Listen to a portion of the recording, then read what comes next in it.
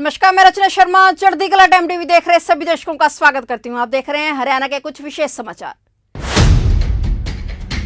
कृषि एवं किसानों के हित में सरकार द्वारा उठाए गए एक के बाद एक कई कदमों से प्रफुल्लित किसानों ने चंडीगढ़ पहुंचकर गन्ने के पौधों और बाजरे के सीटों से बने हुए बुक्के देकर हरियाणा के मुख्यमंत्री श्री मनोहर लाल खट्टर का सम्मान किया। इसके अलावा स्वयं किसानों ने मुख्यमंत्री को लड्डू खिलाकर उनका मुंह मीठा करवाया। रबी फसलों की बुआई से पहले ही फसलों के न्यूनतम समर्थन मूल्य बढ़ाने पर कई किसानों ने सिरोपा व पगड़ी पहनाकर मुख्यमंत्री का आभार जताया। और एक इतिहास रचा माननीय मुख्यमंत्री जी ने सारे देश सब तो ज्यादा गन्ने का रेट करके यह इतिहास रचा। इसलिए तय दिल तो धन्यवाद करते हैं और माननीय मुख्यमंत्री जी का ऐसी जो मूल करना दिया।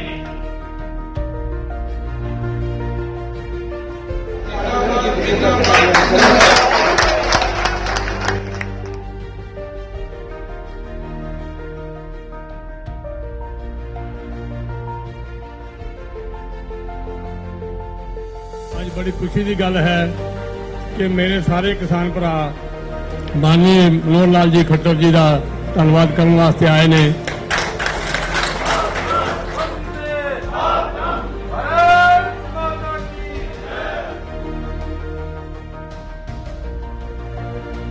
ਜਦੋਂ ਦੀ 2014 ਦੀ ਭਾਰਤੀ ਜਨਤਾ ਪਾਰਟੀ सरकार बनी है, किसान हर दिन देख रहा है कि हरियाणा सरकार जी है वो किसान के हित दे विच किवें काम कर रही है। एमएसपी हर बार बढ़ाना और उसमें भी देखिए फसल की बुआई से पहले बढ़ाना। एक बार एक आवाज आई थी कि बरसात थोड़ा लेट हो रही है और हमें बिजली की किल्लत आएगी। मैंने उस दिन बुला के अधिकारियों का कि आज से 10 घंटे का वो बहुत बड़ा कोई शोर नहीं मचाया था किसी ने, नहीं तो पहले तो प्रदर्शन होते थे। आज गांव में जो घरेलू बिजली है वो भी 5700 गांव में 24 घंटे बिजली जा रही है। 5700 गांव में। लेकिन अब जब इस बार बैंकों में लाखों रुपए गए तो कहते मजा आ गया, जी सा आ गया। आपकी फसल जैसे ही दाना जो है पहुंच जाएगा, गोदाम में पहुंचेगा, उसके तुरंत बाद 72 घंटे के अंदर पैसा देंगे और नहीं तो साथ में ब्याज भी देंगे। 1 करोड़ रुपया ब्याज का गया किसानों को, 1 करोड़ रुपया ब्याज का। हमने अभियान चलाया कि इसमें कितना भी पैसा हमारा लग जाए, हर खेत को माइक्रो इरिगेशन के माध्यम से सिंचाई देना, ये हमारा काम कर गया। हमारे सामने तो कोई इलेक्शन नहीं है। हम तो अब बढ़ाए हैं, अगले साल फिर बढ़ाएंगे, उसके अगले साल फिर बढ़ाएंगे, हम तोड़ेंगे नहीं। हमने मंडियों का सारा सिस्टम हरियाणा का आसपास के सब प्रांतों में बढ़िया। एमएसपी 10 फसलें जैसा बताया, कोई प्रांत नहीं खरीदता, हम खरीदते हैं। आज इस अवसर पर आप लोग आए इतनी बड़ी संख्या में, आपका बहुत बहुत आभार, बहुत बहुत धन्यवाद और हमेशा इसी प्रकार से मिल करके आगे बढ़ते रहें, यही कामना। बहुत बहुत धन्यवाद।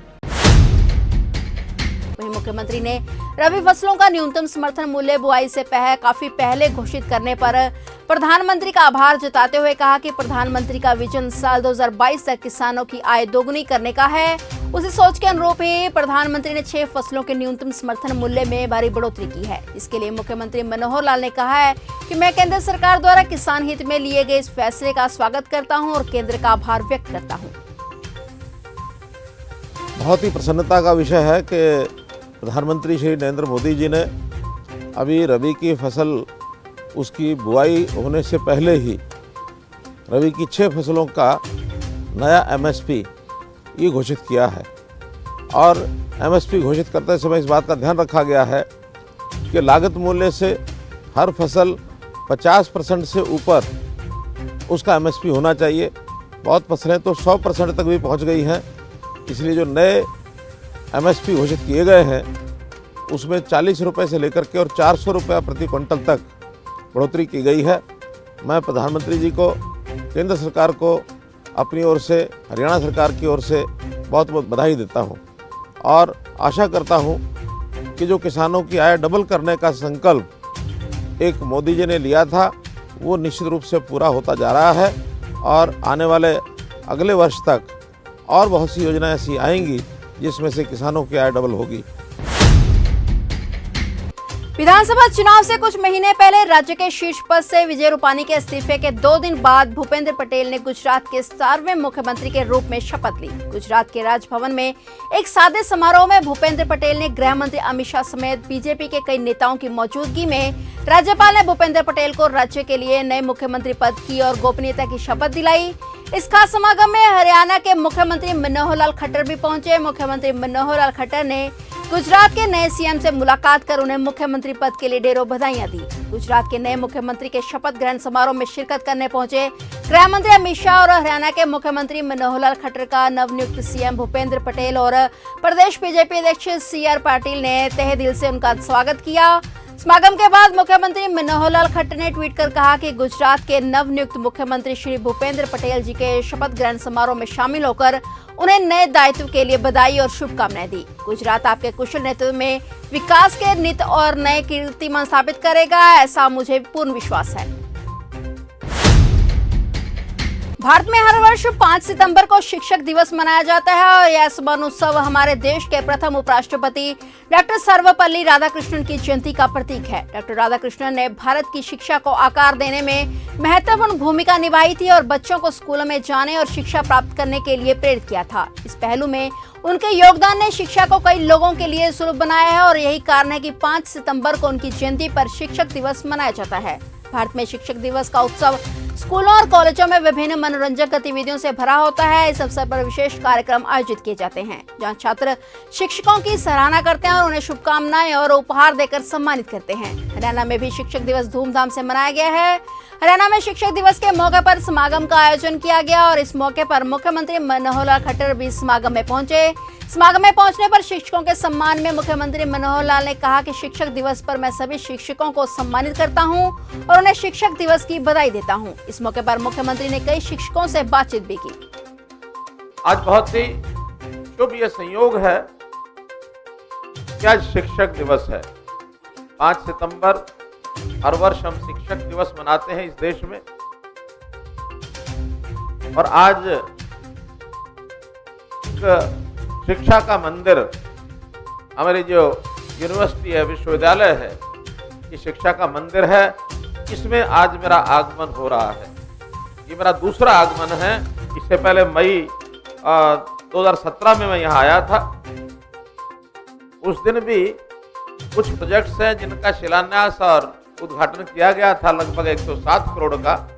और आज भी ऐसे कई परियोजनाएं हैं जिनका उद्घाटन अथवा शिलान्यास किया है। ऐसे नई परियोजनाएं लगभग 47-48 करोड़ की आज की हुई है। आज ये जो शिक्षा दिवस है, इसको हम अगले आने वाले दिनों में शिक्षा पर्व के रूप में मनाएंगे। 5 सितंबर से लेकर के 17 सितंबर तक। 5 सितंबर की विशेषता हमको मालूम है कि 5 सितंबर हमारे सर्वपल्ली डॉक्टर राधाकृष्णन जी जो देश के राष्ट्रपति हुए, उनके जन्म दिवस, वो शिक्षक थे, तो उनके जन्म दिवस को शिक्षक दिवस हमने मनाया।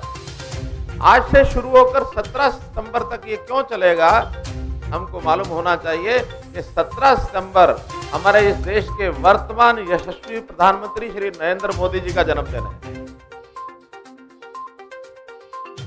तो ये दोनों ही विशेष दिवस हैं। इस विशेष दिवस के ऊपर हम ये सब कर रहे हैं। देश भर में गणेश उत्सव की धूम है। कोरोना पाबंदियों के बीच देश भर में गणेशोत्सव मनाया जा रहा है। ऐसे में प्रधानमंत्री नरेंद्र मोदी, राष्ट्रपति रामनाथ कोविंद सहित तमाम नेताओं ने इस खास अवसर पर देशवासियों को शुभकामनाएं दी हैं। वहीं इस पावन पर्व पर हरियाणा के मुख्यमंत्री मनोहर लाल खट्टर और उप मुख्यमंत्री दुष्यंत चौटाला ने भी गणेश चतुर्थी के पावन अवसर पर लोगों को बधाई और शुभकामनाएं दी हैं।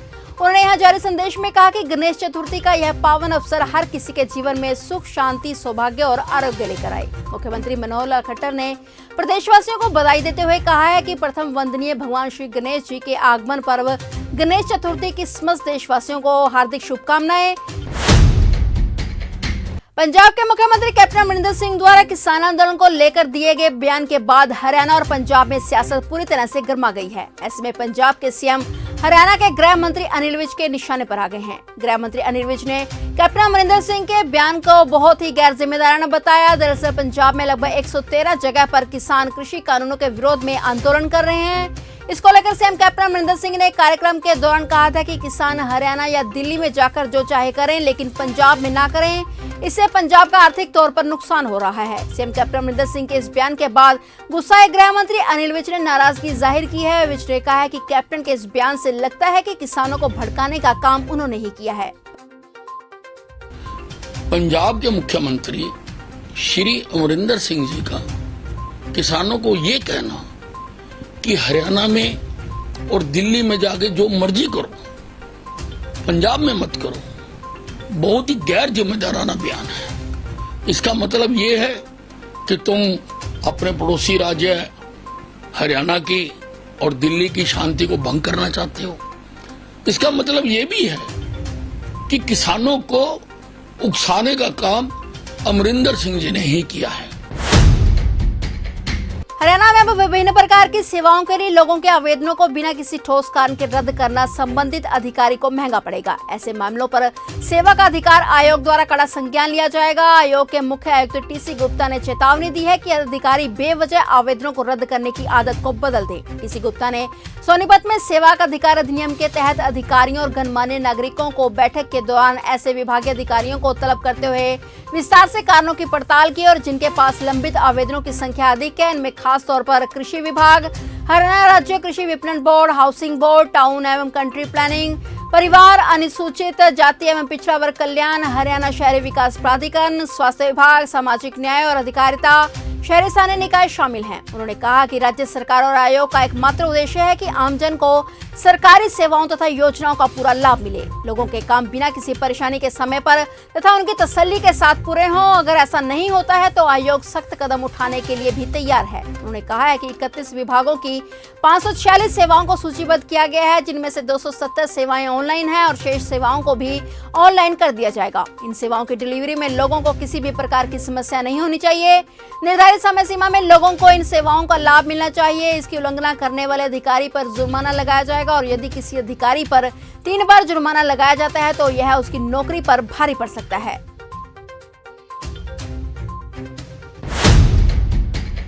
हरियाणा सरकार ने ओलंपिक से लौटने वाले राज्य के खिलाड़ियों को सम्मानित किया और उन्हें कुल 23 करोड़ रुपए की पुरस्कार राशि वितरित की। हरियाणा के राज्यपाल बंडारू दत्तात्रेय ने खिलाड़ियों में चेक वितरित किए और राज्य की खेल नीति के अनुरूप उन्हें नौकरी के पत्र भी सौंपे गए। राज्य स्तरीय सम्मान समारोह पंचकूला में आयोजित किया गया, जिसमें टोक्यो ओलंपिक में भाग लेने वाले राज्य के 32 खिलाड़ियों को सम्मानित किया गया। मुख्यमंत्री मनोहर लाल खट्टर समारोह में उपस्थित नहीं हो पाए क्योंकि उनके छोटे भाई गुलशन खट्टर का गुरुग्राम के एक निजी अस्पताल में निधन हो गया था। ओलंपिक स्वर्ण पदक विजेता नीरज चोपड़ा भी बुखार से पीड़ित होने के कारण समारोह में उपस्थित नहीं हो पाए। वे कुछ समय के लिए वर्चुअली समारोह से जुड़े। नीरज चोपड़ा के स्थान पर उनके चाचा भीम चोपड़ा को 6 करोड़ रुपए का चेक सौंपा गया। रजत पदक विजेता पहलवान रवि दहिया को 4 करोड़ और कांस्य पदक विजेता बजरंग पुनिया को 2.5 करोड़ रुपए का चेक सौंपा गया। कांस्य पदक जीतने वाली भारतीय पुरुष हॉकी टीम के सदस्यों सुरेंद्र कुमार और सुमित में से प्रत्येक को 2.5 करोड़ रुपए के चेक सौंपे गए। बता दें कि मुख्यमंत्री मनोहर लाल खट्टर ने रजत पदक विजेता योगेश कथुनिया के परिजनों से मुलाकात की थी और उनके बेटे की जीत की खुशी में परिजनों को बधाई दी थी। सीएम मनोहर लाल खट्टर ने इस दौरान जानकारी देते हुए बताया कि रजत पदक विजेता योगेश कथुनिया के परिजनों व गांव वासियों ने मुलाकात कर मुंह मीठा करवाया। योगेश ने पैरालंपिक में मेडल हासिल कर देश प्रदेश का नाम रोशन किया है और इसके लिए उनके परिजनों व गांव वासियों को बधाई एवं शुभकामनाएं दी हैं। सीएम ने कांस्य पदक विजेता ओलंपियन पहलवान बजरंग पुनिया के पैतृक गांव में आयोजित सम्मान समारोह में भी जाकर उन्हें आशीर्वाद व शुभकामनाएं दी। इनके अलावा स्वर्ण पदक विजेता ओलंपियन सुमित अंतिल के गांव खेवड़ा सोनीपत में आयोजित सम्मान समारोह में पहुंचकर भी सीएम ने सुमित को आशीर्वाद व शुभकामनाएं दी। कुटन गांव में हमारे बजरंग पूनिया जी जो कुश्ती में ब्रॉन्ज का मेडल लेकर के आए और हरियाणा के कुल 7 में से 3 मेडल हमारे खिलाड़ियों ने प्राप्त किए और जो टीम के जो गेम्स थे उन 3 गेम्स में भी 2 खिलाड़ियों ने मेडल लिया और 9 महिलाएं ऐसी जो भले ही मेडल नहीं लेके आए लेकिन वो चौथे स्थान पर रहे, उनको भी हमने 50 लाख रुपये दिया था। इसके बाद पैरा ओलंपिक्स इन खेलों में भी बहुत प्रसन्नता की बात है कि इस बार भारत का स्कोर एवर हाईएस्ट रहा है। 19 मेडल इस बार आए हैं। 19 में से 6 मेडल हरियाणा के हैं, 2 सिल्वर के हैं, 2 गोल्ड के हैं, 2 सिल्वर के, 2 ब्रॉन्ज के हैं। एवर हाईएस्ट ये उपलब्धि हरियाणा की रही है। इसी संदर्भ में आज गांव कुटन में मैं बजरंग पुनिया के सम्मान के लिए इतनी बड़ी सभा ने और हमारे सभी नेताओं ने, हमारे प्रदेश अध्यक्ष जी ने, हमारे खेल मंत्री ने, हमारे ब्रिजभूषण शरण सिंह जी जो ऑल इंडिया के कुश्ती एसोसिएशन के प्रेसिडेंट हैं, गोंडा से आए हैं, तो हमारे सांसद हैं डॉक्टर अरविंद शर्मा जी, ऐसे सब लोगों ने मिल करके तो यहाँ इनका सम्मान किया। हरियाणा सरकार पराली का धुआं दिल्ली, एनसीआर और अपने यहाँ की फिजाओं में अब ज्यादा समय तक नहीं घुलने देना चाहती। पराली जलाने का झंझट ही खत्म हो जाए, इसके लिए ऊर्जा विभाग ने 2023 तक 200 बायोगैस प्लांट स्थापित करने का खाका खींचा है। इनमें सालाना 24 लाख टन पराली खपाने का लक्ष्य है और सरकारी दस्तावेज के अनुसार प्लांट लगाने के लिए हरेडा व IEOCL यानी कि इंडियन ऑयल कॉर्पोरेशन के बीच समझौता हो चुका है। इस प्लांट पर जल्द ही काम शुरू होने वाला है। 3 पूरे हो चुके हैं और 7 पर कार्य जारी है। प्रदेश में सालाना 70 लाख टन पराली निकलती है और इनमें से 30 लाख टन का कोई उपयोग नहीं हो पाता है। 40 लाख टन पराली उत्तम किस्म की होने के कारण अनेक जगह इस्तेमाल हो जाती है। इसे देखते हुए सरकार ने पराली व अन्य जैविक कचरे से कंप्रेस्ड बायोगैस बनाने का फैसला लिया है। हरियाणा सरकार द्वारा दिव्यांग व्यक्तियों को सामाजिक सुरक्षा प्रदान करने, आत्मनिर्भर और सशक्त बनाने के लिए हरियाणा दिव्यांग व्यक्ति पेंशन योजना चलाई जा रही है। सामाजिक न्याय एवं अधिकारिता विभाग द्वारा चलाई जा रही इस योजना का उद्देश्य ऐसे दिव्यांगों को सामाजिक सुरक्षा प्रदान करना है जो स्वयं जीवन यापन करने में असमर्थ हैं और जिन्हें इसके लिए राज्य से वित्तीय सहायता की आवश्यकता है। वर्तमान में प्रदेश सरकार द्वारा दिव्यांगों को योजना के नियमों में निर्धारित पात्रता मानदंड के अनुसार 2500 तक मासिक पेंशन के रूप में दिए जाते हैं और इस योजना के अंतर्गत हरियाणा प्रदेश के ऐसे डोमिसाइल धारक दिव्यांग पात्र हैं जिनकी आयु 18 वर्ष या उससे अधिक है, वह आवेदन जमा करते हैं। इस समय 3 वर्षों से हरियाणा में रह रहे हों। आवेदकों की सभी माध्यमों में आय श्रम विभाग द्वारा अकुशल श्रम की अधिसूचित न्यूनतम मजदूरी से अधिक नहीं होनी चाहिए। इस योजना के अंतर्गत न्यूनतम 60% अंधापन, कम दृष्टि, कुष्ठ रोग, ठीक हो चुके व्यक्ति, सुनने में परेशानी, लोकोमोटर विकलांगता, मानसिकता मंदता और मानसिक बीमारी से ग्रस्त दिव्यांग व्यक्ति पात्र हैं। योजना से जुड़ने के लिए न्यूनतम 60% तक दिव्यांग होने का सर्टिफिकेट अनिवार्य है। हरियाणा दिव्यांग पेंशन योजना का लाभ उठाने के लिए आवेदक ई-दिशा सेंटर और अटल सेवा केंद्र पर जाकर आवेदन कर सकते हैं और इस योजना के तहत पात्र लाभार्थियों को हर महीने जोड़ा जाता है। आजादी के अमृत महोत्सव पर हरियाणा के मुख्यमंत्री मनोहर लाल खट्टर ने हरियाणा सिविल सचिवालय में भारत के स्वतंत्रता संग्राम में हरियाणा के योगदान पर आधारित लघु प्रदर्शनी और डिजिटल सूचना पट का शुभारंभ किया। इस अवसर पर मुख्यमंत्री मनोहर लाल खट्टर सहित कैबिनेट मंत्री भी मौजूद रहे। पत्रकारों से बातचीत करते हुए मुख्यमंत्री ने कहा कि आजादी का अमृत महोत्सव चल रहा है। आजादी का इतिहास, कहानियां डिजिटल पट पर लगाई गई हैं ताकि लोग उसको देखकर प्रेरणा ले सकें। उन्होंने कहा कि इस पट पर किस तरह आजादी प्राप्त की, किन किन का योगदान रहा और आजादी के लिए कहां कहां बिगुल बजाया गया था, ये सब जानकारी रहेगी। उन्होंने कहा कि हरियाणा के सभी जिला मिनी सचिवालय पर इसी तरह के डिजिटल सूचना पट लगाए जाएंगे। मुख्यमंत्री ने कहा कि डिजिटल हरियाणा की तरफ हरियाणा बहुत से मापदंडों को पार कर चुका है और लोगों को सभी सुविधाएं IT के माध्यम से मिले, इसके लिए तैयारी कर रहे हैं। उन्होंने कहा कि बीते दिन भी एक क्रांतिकारी कदम उठाया गया है। राइट टू सर्विस कमीशन ने आज ऑटो अपील सिस्टम बनाया है जिसमें लोगों को अगर समय पर उनका कार्य नहीं होता है तो आज के माध्यम से अपने आप अपील हो जाएगी और संबंधित अधिकारी से पूछा जाएगा कि कार्य समय पर क्यों नहीं हो पाया। मित्रों, बहुत ही प्रसन्नता का विषय है कि आज सचिवालय के ग्राउंड फ्लोर के ऊपर ये जो आज डिजिटल एक पट लगाया गया है जिसके अंदर खास करके आज़ादी के इस पर्व पर 75वां जो आज़ादी का वर्ष चल रहा है, अमृत महोत्सव, इस समय में आज़ादी की पुरानी जो प्राचीन इतिहास है, कहानियां हैं, वो सब यहाँ डिजिटल पट पर लगाई गई हैं ताकि लोग आते जाते यहाँ पर उसको देख सकें और इससे प्रेरणा प्राप्त कर सकें।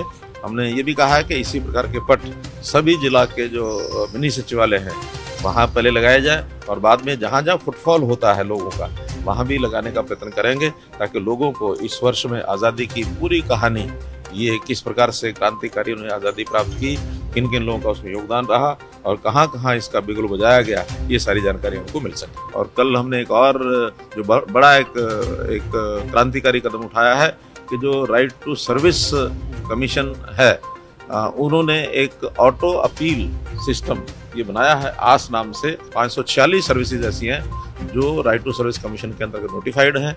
उन सब में टाइम बाउंड तरीके से सर्विस नहीं मिलेगी तो उसका अपील अपने आप ऑटोमेटिकली हो जाएगी, किसी को अपील करनी नहीं पड़ेगी। फिर उसमें से कर्मचारियों से पूछताछ की जाएगी कि वो काम उसने समय पर क्यों नहीं किया। तो इसलिए डिजिटल हरियाणा ये हमारा एक बहुत फोकस्ड कार्यक्रम है जिसके ऊपर हम आगे बढ़े। हरियाणा के मुख्यमंत्री मनोहर लाल खट्टर ने चंडीगढ़ में हरियाणा सेवा का अधिकार आयोग का ऑटो अपील सॉफ्टवेयर लॉन्च किया। इस दौरान सीएम ने कहा कि ये बहुत क्रांतिकारी कदम है। अब जनता को अधिकारियों के पास चक्कर काटने की आवश्यकता नहीं रहेगी। टाइम पीरियड के अंदर नोडल अधिकारी सेवा देगा और अगर नहीं देगा तो वो जिम्मेदार होगा। हर सेवा के लिए प्रावधान लागू कर दिया गया है। सीएम मनोहर लाल खट्टर ने कहा कि हर सेवा के लिए अपील की व्यवस्था की गई है। अगर कोई सेवा नहीं हुई तो नेक्स्ट अपील में चली जाएगी और ऑटो अपील में ये चला जाएगा, इसलिए इस सिस्टम का नाम आस है। सीएम ने कहा कि यदि कोई अधिकारी उल्लंघन करता है तो उस पर कार्रवाई भी होगी। जो काम पहले करता है उसको रिवॉर्ड भी दिया जाएगा। सीएम ने कहा कि नेक्स्ट अपील में 30 दिन का टाइम ऊपर के अधिकारी को दिया गया है। काम पूरा नहीं होने पर फिर कमीशन को जाएगा और जिसके बाद राइट टू सर्विस कमीशन में अपील की जाएगी। तो हरियाणा सरकार जो है वो नागरिक के डोर स्टेप पर पहुंचे, इसके लिए सिस्टम संयोग से आईटी के ये जो प्रावधान है उसका जो उपयोग है उसको भी समझने की कोशिश की कि हम इससे क्या क्या चीजें आगे बढ़ा सकते हैं। सबसे पहले 25 दिसंबर 2014 को हमने सीएम विंडो की शुरुआत की, मात्र 1.5 महीने में ही। और उस सीएम विंडो के माध्यम से आज नागरिक जो है अपने घर में बैठे हुए अपने स्थान पर उसके शहर के नजदीक, कस्बे के नजदीक जहां भी उसको सीएम विंडो मिलती है वहां, और वो जो अपनी कंप्लेंट को डालता है, तो लगभग 9 लाख कंप्लेंट सीएम विंडो पर आ चुकी है और उसमें से 8-8.25 लाख का एक्शन टेकन भी हो चुका है। 400 लोग प्रतिदिन हमने उन कंप्लेंट्स को चंडीगढ़ आने से बचाया। तो उस एक कार्यक्रम के माध्यम से सब इतना हो गया। फिर हमने जो जितने भी आईटी के, टेक्नोलॉजी के जितने कार्यक्रम किए उसका जो लाभ मिला है, जनता में उसका एक असर है। तो इस क्रांतिकारी सारे सिस्टम से हमने जो चाहे अंत्योदय केंद्र बनाए, सरल केंद्र बनाए, या जो सर्विसेज को ऑनलाइन किया और उसके माध्यम से सारी चीज़ें जो कर रहे हैं, और अब जो सॉफ्टवेयर नए नए बने हैं, चाहे वो परिवार पहचान पत्र है, मेरी फसल मेरा ब्यौरा है, या वेब हेल्थ के माध्यम से हमारा जो जितने भी रेवेन्यू के जो डाटा रिकॉर्ड है, लैंड रेवेन्यू जो हो रहा है, उसमें से लोगों को बहुत सुविधा हो रही है।